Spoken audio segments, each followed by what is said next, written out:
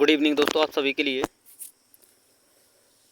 और दोस्तों, जैसा कि आप स्क्रीन पर देख रहे हैं, राज्य के नीति निर्देशक सिद्धांत। तो देखिए दोस्तों, आज जो मैं इस वीडियो में आपके लिए बातें करने वाला हूं, यानी दोस्तों जो मैं आपके लिए बताने वाला हूं, जो आपके लिए क्वेश्चन कराने वाला हूं और जो आपके लिए थ्योरी कराने वाला हूं, वो नीति निर्देशक सिद्धांतों से संबंधित ही होगी। और मूल अधिकार दोस्तों, और आपकी नागरिकता से संबंधित अधिकार, और राज्य एवं संघ एवं राज्य क्षेत्र से संबंधित जो आपके अनुच्छेद हैं वो सारे दोस्तों अनुच्छेद, और मैं आपके लिए क्वेश्चन भी मैं आपके लिए करा चुका हूँ। तो पीछे जाकर तो दोस्तों हमारे इसी चैनल दोस्तों प्योर साइंस लैब, ये इसी चैनल पर दोस्तों आप वो वीडियो देख सकते हैं। जिन्होंने वो नहीं देखी हैं, वहाँ से दोस्तों आप थ्योरी और प्लस में दोस्तों क्वेश्चन, दोनों चीज़ें मैंने अलग अलग वीडियो में कराई हुई हैं, तो वहाँ से आप कंप्लीट कर सकते हैं। और आज जो हम बात करने वाले हैं दोस्तों, राज्य के नीति निर्देशक सिद्धांत। और जैसा कि दोस्तों मैंने आपके लिए बताया था वीडियो स्टार्ट करने से पहले दोस्तों, मौलिक अधिकार कराने से पहले मैंने आपके लिए बताया था, यहाँ पर दोस्तों मैं आपके लिए देखिए दोस्तों जो इम्पोर्टेंट टॉपिक हैं, जैसे मूल अधिकार, राज्य की नीति निर्देशक तत्व, राष्ट्रपति संबंधित अनुच्छेद, उपराष्ट्रपति, प्रधानमंत्री, मुख्यमंत्री, राज्यपाल व अन्य जो अनुच्छेद हैं, उन सभी को मैं आपके लिए कंप्लीट कराने वाला हूँ। तो दोस्तों, जिन्होंने चैनल सब्सक्राइब नहीं किया है, वो चैनल को सब्सक्राइब कर लें दोस्तों, साथ में ऑल वाला बेल आइकन दबा लें, ताकि दोस्तों मैं जितनी वीडियो आपके लिए डालूँ दोस्तों, उन सभी वीडियो का नोटिफिकेशन सबसे पहले दोस्तों आपके पास पहुंच सके। क्योंकि दोस्तों ये जितनी भी मैं टॉपिक आपके लिए कराने वाला हूं, सब आपकी जो आगामी परीक्षाएं हैं दोस्तों, जैसे कि रेलवे, एसएससी, जीडी, और फिर दोस्तों group D, SSC, CGL, CPO, सभी के लिए इंपॉर्टेंट टॉपिक होने वाले हैं दोस्तों, जितने मैं आपके लिए कराने वाला हूँ। तो दोस्तों चैनल को सब्सक्राइब कर लें। और दोस्तों चलिए वीडियो को शुरू करते हैं। और मैं आपसे कहना चाहता हूँ दोस्तों, वीडियो को लास्ट तक देखें दोस्तों, क्योंकि मैं इसमें थ्योरी प्लस आपके लिए प्रैक्टिस सेट दोनों ही लेकर आया जब। तो चलिए दोस्तों देखिए, शुरू करते हैं। तो सबसे पहले हम दोस्तों शुरू करते हैं राज्य के नीति निर्देशक सिद्धांत, जिनका वर्णन दोस्तों भाग 4 में दिया गया है दोस्तों। इनका वर्णन है भाग 4 में। और कितने अनुच्छेद से कितने अनुच्छेद तक दोस्तों? 36 से 51 तक का इनका वर्णन मिलता है। और ये कहाँ से लिए गए हैं दोस्तों? आयरलैंड से इन्हें प्राप्त किया गया है। और इनका मतलब क्या है दोस्तों? लोक कल्याणकारी राज्य की स्थापना करना, राज्य में सामाजिक आर्थिक लोकतंत्र की स्थापना करना। और ये किस सिद्धांतों पर आधारित हैं दोस्तों? तो देखिए दोस्तों, ये गांधीवादी, समाजवादी, उदारवादी सिद्धांतों पर आधारित हैं। ये आपको याद रखना है। ये प्रश्न जितने मैं आपके लिए बताया है, जितने पॉइंट मैंने आपके लिए बताए हैं दोस्तों, सारे इंपॉर्टेंट होने वाले हैं एग्जाम दृष्टि। देखिए दोस्तों, ये पॉइंट जितने मैंने आपके लिए बताए हैं, जैसे भाग 4, आयरलैंड, ये सभी दोस्तों पूछे गए हैं और पूछे जाते हैं। तो दोस्तों वीडियो पर लास्ट तक बने, बहुत ज़्यादा मज़ा आने वाला है दोस्तों। बेस्ट वीडियो आपके लिए मिलने वाली है, बेस्ट कंटेंट आपके लिए मिलने वाला है, बशर्ते आपकी मेहनत अच्छी होनी चाहिए बस। तो दोस्तों वीडियो को लास्ट तक देखें और ध्यान से देखें। तो चलिए दोस्तों आगे देखते हैं। तो देखिए दोस्तों, मैंने अभी बताया था भाग 4 और 36 से 51 तक के अनुच्छेदों में इन्हें रखा गया और आयरलैंड के संविधान से इन्हें दोस्तों प्राप्त किया गया है। और आपको याद रखना है दोस्तों, स्पेन विश्व का प्रथम देश है जहाँ दोस्तों नीति निर्देशक तत्व लिखे गए थे। ये आपको याद रखना है। और आपको सबसे इम्पोर्टेंट टॉपिक है दोस्तों, ये कथन है KT शाह का। तो इन्होंने क्या कहा था दोस्तों इनके बारे में, कि राज्य के नीति निर्देशक तत्व एक ऐसा चेक है जो दोस्तों बैंक की सुविधा के अनुसार अदा किया जाएगा। ये इनका कथन है नीति निर्देशक तत्वों के बारे में। तो ये जितने इंपॉर्टेंट टॉपिक थे, सारे जो कि पॉइंट मैं आपके लिए बता रहा हूँ दोस्तों, सारे इंपॉर्टेंट होने वाले हैं। तो दोस्तों इन सभी को आपको ध्यान से देखना है। अब चलते हैं दोस्तों अनुच्छेदों के लिए, कि किस अनुच्छेद में क्या दिया गया है। उन सारे अनुच्छेदों को दोस्तों 36 से लेकर 51 तक हम डिस्कस करने वाले हैं। तो दोस्तों हर जो आपका अनुच्छेद है उसे ध्यान से देखना, किस में क्या दिया गया है।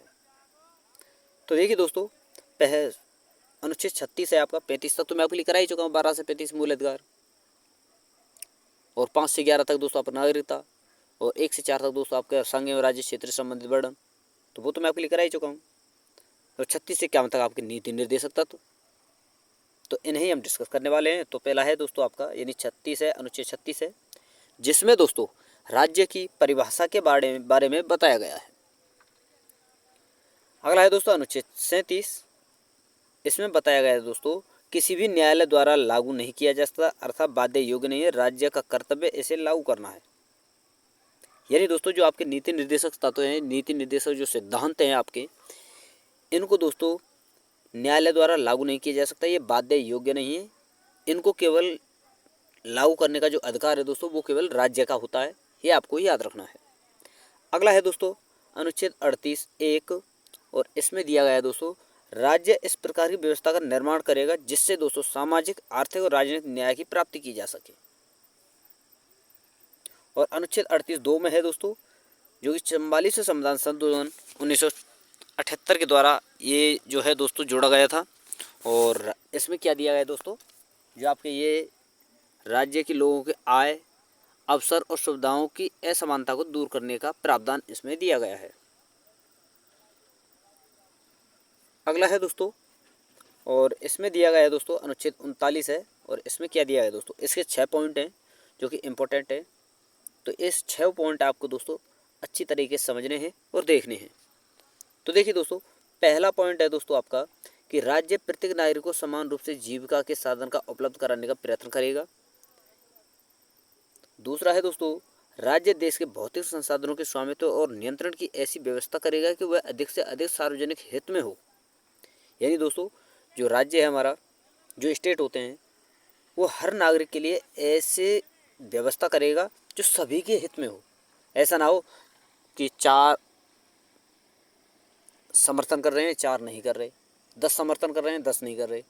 यानी दोस्तों, जितनी वहाँ पर जनसंख्या रहती है उन सभी के लिए वो समान हो और अच्छा बेहतर हो, अच्छा हो और बेहतर हो, इस प्रकार की व्यवस्था लागू करेगा राज्य। अगला है दोस्तों आपका, राज्य धन और उत्पादन के संसाधनों का केंद्रीकरण होने से रोकेगा। अगला पॉइंट है दोस्तों पॉइंट नंबर 4, इसमें दिया गया है राज्य स्त्री और पुरुषों को समान कार्य के लिए समान वेतन का प्रावधान करेगा। वेरी वेरी इंपॉर्टेंट पॉइंट है दोस्तों, ये आपको याद रखना है। और अगला पॉइंट है दोस्तों पॉइंट नंबर 5 कि राज्य मजदूरी करने वाली स्त्री और पुरुष के स्वास्थ्य के दुरुपयोग को रोकेगा, साथ ही बालकों की अवस्था का दुरुपयोग नहीं करेगा, होने देगा। ये इसमें दिया गया है। अगला है दोस्तों आपका 6वां है, और इसमें क्या दिया गया दोस्तों, बच्चों के स्वास्थ्य के विकास के लिए बेहतर अवसर प्रदान करेगा। यानी दोस्तों, जितने हमारे स्टेट में जो जनसंख्या होती है तो उनमें क्या होता है, बच्चे जो होते हैं हमारे राज्य स्टेट के, उन बच्चों के लिए दोस्तों जो है हमारा स्टेट जो होता है वह अच्छे उनके स्वास्थ्य के लिए दोस्तों, जैसे कि पोषण उपलब्ध कराना, स्वास्थ्य, चिकित्सा, सारी चीज़ें उपलब्ध कराना, ताकि उनका स्वास्थ्य अच्छा रहे और उनका कोई शोषण ना हो। अगला है दोस्तों अनुच्छेद 39(a), ये रहा आपका।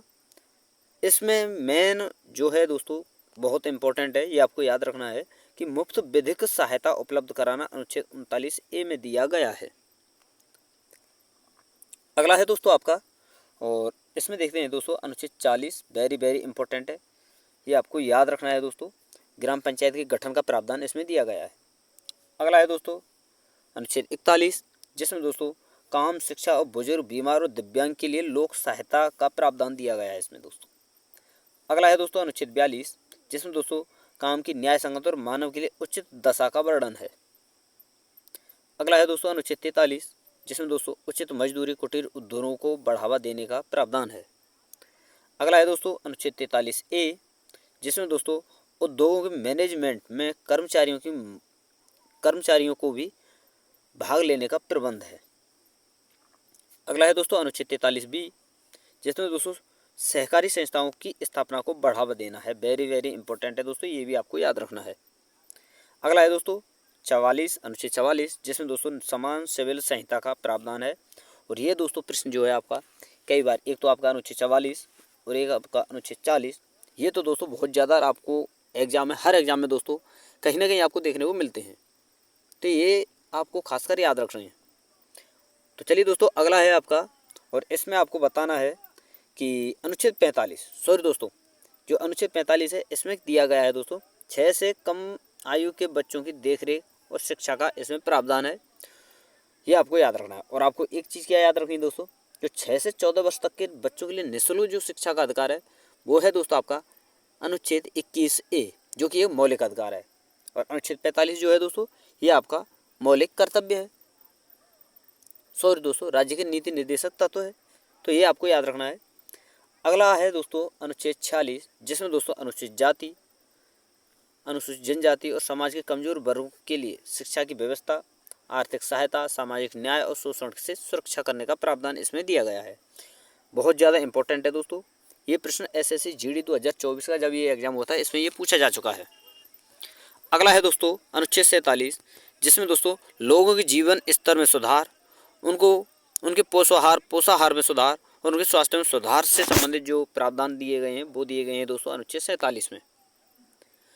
अगला है दोस्तों अनुच्छेद 48, इसमें दोस्तों कृषि और पशुपालन में सुधार, गाय आदि पशुओं की बलि पर रोक का प्रावधान है और वेरी वेरी इंपॉर्टेंट है, ये आपको याद रखना है दोस्तों, ये भी प्रश्न पूछा जा चुका है। अगला है दोस्तों आपका अनुच्छेद 48A, जिसमें दोस्तों पर्यावरण का संरक्षण, वन एवं वन में रहने वाले जीवों की रक्षा का प्रावधान है, तो ये भी आपको याद रखना है दोस्तों, इंपॉर्टेंट है। अगला है दोस्तों अनुच्छेद 49, जिसमें दोस्तों विरासत स्थलों, राष्ट्रीय महत्व स्मारकों, स्थानों और वस्तुओं का संरक्षण इसमें प्रावधान है, ये आपको याद रखना है। यानी दोस्तों ये भी आपके लिए इंपॉर्टेंट है, ये आपको याद रखना है। और अनुच्छेद 50, जिसमें दोस्तों कार्यपालिका और न्यायपालिका को अलग करने का प्रावधान है, ये भी आपको याद रखना है, वेरी वेरी इंपॉर्टेंट है दोस्तों, ये पूछा जा चुका है।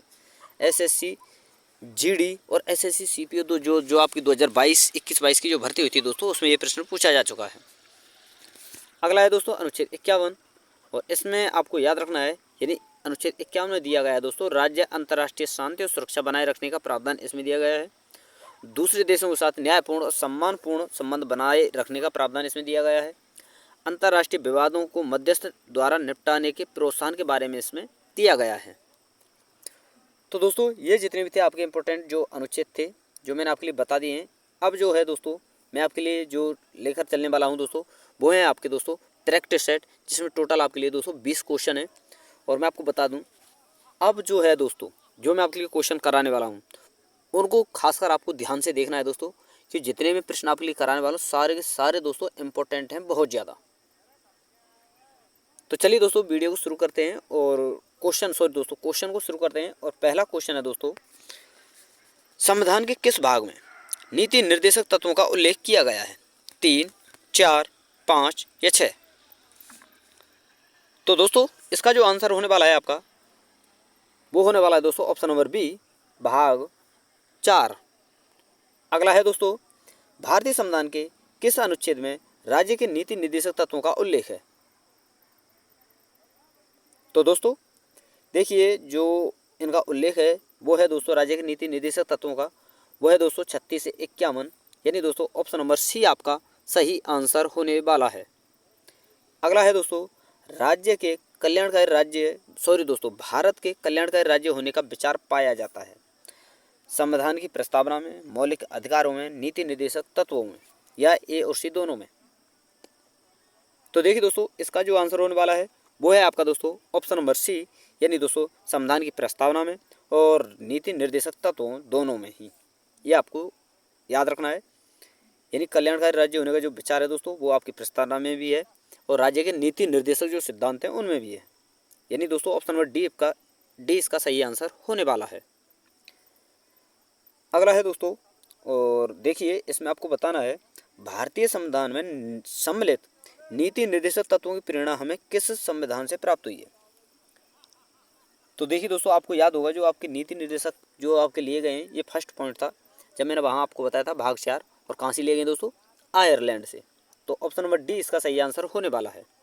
तो आप समझ सकते हैं दोस्तों जितनी मैं थ्योरी कराता हूँ वो कितनी इंपॉर्टेंट होती है आपके लिए, जिससे कि आपका क्या होता है दोस्तों, जितना आप थ्योरी करोगे उतना आपका बेस मजबूत होगा, उतना आपका जीके मजबूत होगा। अगर आपको अपना जीके, किसी भी स्टूडेंट को जो तैयारी कर रहा है, अगर वो अपना जीके मजबूत करना चाहते हैं दोस्तों, तो सबसे बेस्ट तरीका है दोस्तों पहले थ्योरी कंप्लीट किया करें ध्यान से दोस्तों, और फिर उसके बाद प्रैक्टिस सेट लगाया करें, ताकि आपको अपना रिजल्ट पता चले कि आपने कितना याद किया है, कितना आपको याद हुआ है और क्या आपका रिजल्ट होने वाला है। तो दोस्तों थ्योरी लगाया करें अवश्य, फिर उसके बाद क्वेश्चन।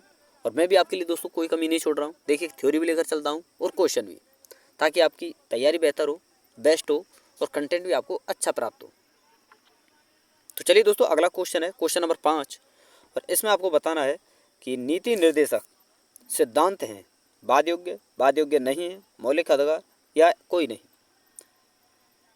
तो दोस्तों मैंने अभी बताया था थ्योरी जब मैंने आपके लिए कराई थी, ये दोस्तों बाध्य योग्य नहीं है, यानी ऑप्शन नंबर बी आपका सही आंसर होने वाला है। अगला है दोस्तों आपका, भारत के संविधान के अनुसार निम्नलिखित में से कौन सा देश के शासन के लिए आधारभूत है?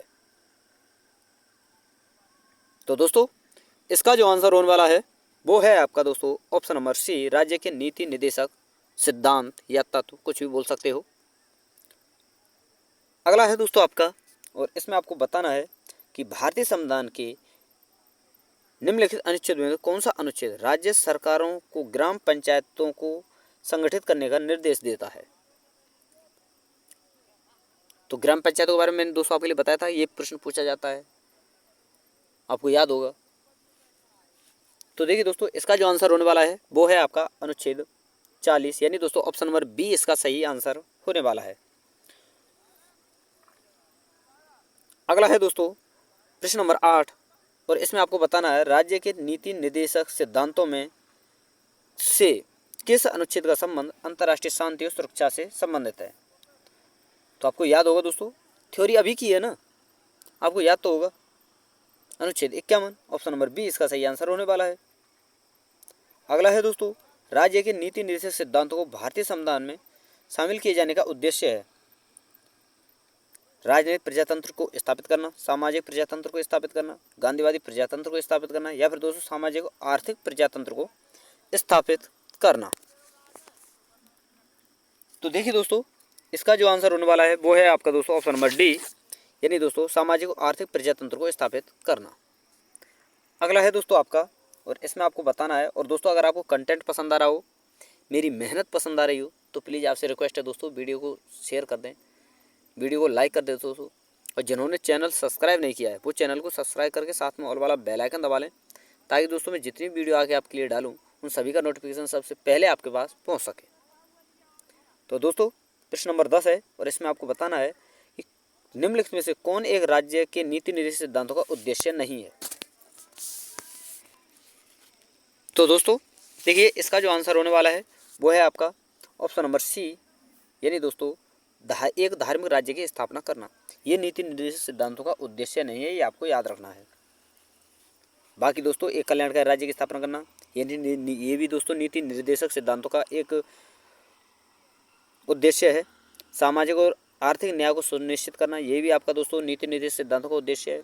एक धर्मनिरपेक्ष राज्य की स्थापना करना, ये भी दोस्तों आपका एक नीति निर्देशक सिद्धांतों का उद्देश्य है।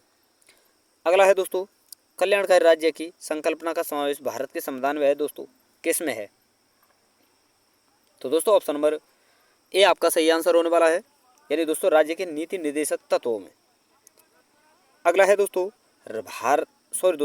राज्य के नीति निर्देशक तत्व सहज अध्ययन के लिए निम्नलिखित में से कौन से भागों में विभाजित किया गया है? समाजवादी, उदारवादी, बौद्धिकतावादी, गांधीवादी, या दोस्तों उपरोक्त सभी। तो दोस्तों इसका जो आंसर होने वाला है ऑप्शन नंबर डी, यानी उपरोक्त सभी, यानी दोस्तों सामाजिक, उदारवादी, या और दोस्तों गांधीवादी।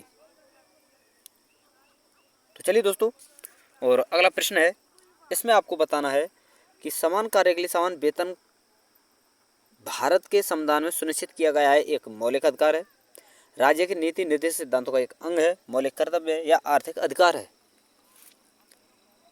तो दोस्तों ये जो है दोस्तों आपका एक राज्य के नीति निर्देशक सिद्धांतों का एक अंग है, यानी दोस्तों ऑप्शन नंबर बी आपका सही आंसर होने वाला है।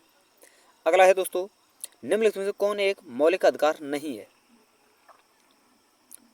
उत्पीड़न के खिलाफ अधिकार, समान काम के लिए समान वेतन, कानून के समक्ष बराबरी, या फिर दोस्तों धर्म की स्वतंत्रता का अधिकार? तो दोस्तों ऑप्शन नंबर बी इसका सही आंसर होने वाला है। समान काम के लिए समान वेतन जो है दोस्तों ये इसका एक मौलिक अधिकार नहीं है, ये आपका दोस्तों नीति निर्देशक जो सिद्धांत होते हैं उनके अंतर्गत आता है। अगला है दोस्तों, निम्नलिखित में से कौन सा राज्य के नीति निर्देशक तत्वों में निहित है?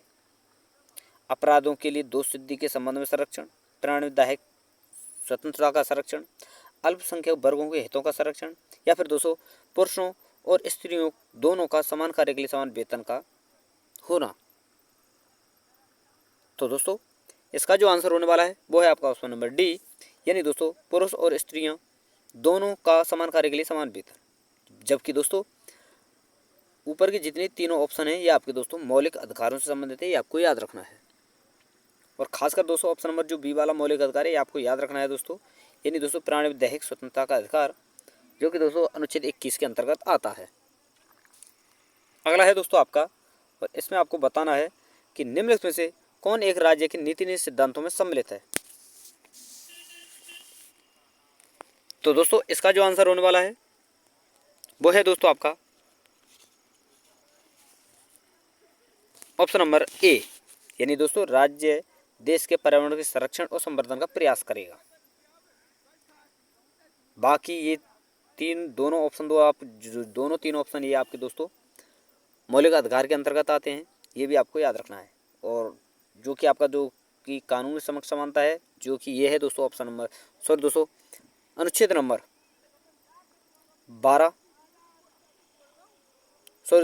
13 ये आपका दोस्तों लिंग जाति धर्म के आधार पर भेद नहीं करेगा, ये आपका 15, और अस्पृश्यता का अंत ये दोस्तों आपका 17 अनुच्छेद में आता है, जो कि मौलिक अधिकार है।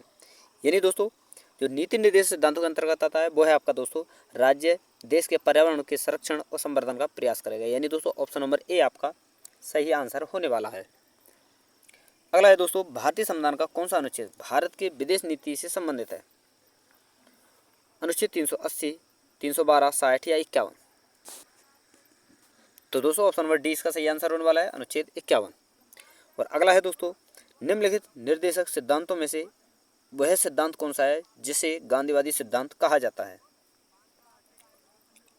तो दोस्तों देखिए इसका जो आंसर होने वाला है वो है दोस्तों आपका ऑप्शन नंबर बी, यानी दोस्तों स्वशासन के प्रभावी एकलों के रूप में ग्राम पंचायत का संगठन।